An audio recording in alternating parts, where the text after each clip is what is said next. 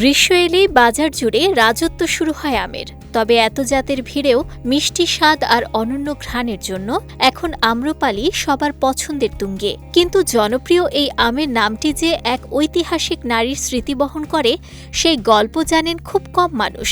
এ আমের সঙ্গে জড়িয়ে আছে প্রায় ২৫০০ বছর আগের প্রাচীন ভারতের এক বিখ্যাত নর্তকীর ইতিহাস। শুনতে অবাক লাগলেও জনপ্রিয় আম্রপালির নামকরণের পেছনের গল্পটা ঠিক এমনই। ইতিহাসবিদদের তথ্যমতে প্রাচীন ভারতের বৈশালী নগরে একটি আম গাছের নিচে এক শিশুকন্যাকে পাওয়া যায়। পরে উদ্যানের রক্ষক তাকে লালন পালন করেন। আম গাছের নিচে পাওয়া গিয়েছিল বলেই তার নাম রাখা হয় আম্রপালি বা আম্রপালি। পরবর্তীতে তিনি অসাধারণ সৌন্দর্য ও নৃত্যশিল্পের জন্য খ্যাতি অর্জন করেন এবং বৈশালীর বিখ্যাত নর্তকী হিসেবে পরিচিতি পান। ইতিহাসে তাকে নগরবধূ হিসেবেও উল্লেখ করা হয়েছে। জীবনের শেষ দিকে তিনি গৌতম বুদ্ধের অনুসারী হন এবং নিজের উদ্যান বৌদ্ধ সংঘকে দান করেন বলেও বিভিন্ন ঐতিহাসিক গ্রন্থে উল্লেখ রয়েছে।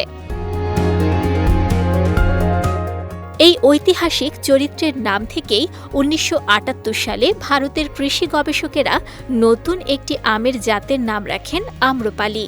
দশেহরি ও নীলাম জাতের সংকরায়নের মাধ্যমে উদ্ভাবিত এই আম পরে জনপ্রিয়তা অর্জন করে পুরো ভারত জুড়ে।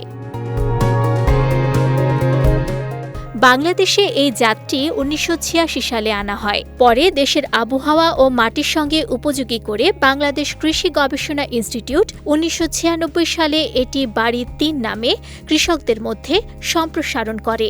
বর্তমানে উৎপাদনের দিক থেকে এটি দেশের অন্যতম শীর্ষ আমের জাত। কৃষি সংশ্লিষ্টদের মতে দেশে উৎপাদিত প্রতি ৪টি আমের একটি এখন আম্রপালি। ছোট থেকে মাঝারি আকারের এই আম পাকার পর হলুদাভ সবুজ রং ধারণ করে। এর শ্বাস গাঢ় কমলা, আঁশ কম, মিষ্টতা বেশি এবং সুগন্ধ তুলনামূলক তীব্র। এছাড়া পাকা অবস্থায় কয়েকদিন ভালো থাকে বলে বাজারে এর চাহিদা প্রতি বছরই বাড়ছে। স্বাদ, উৎপাদনশীলতা ও সংরক্ষণ সুবিধার পাশাপাশি ইতিহাসের এক স্মরণীয় নারীর নাম বহন করায় আম্রপালি আজ শুধু একটি জনপ্রিয় আমের জাত নয়, বরং ইতিহাস ও কৃষির এক অনন্য মিলনও বটে।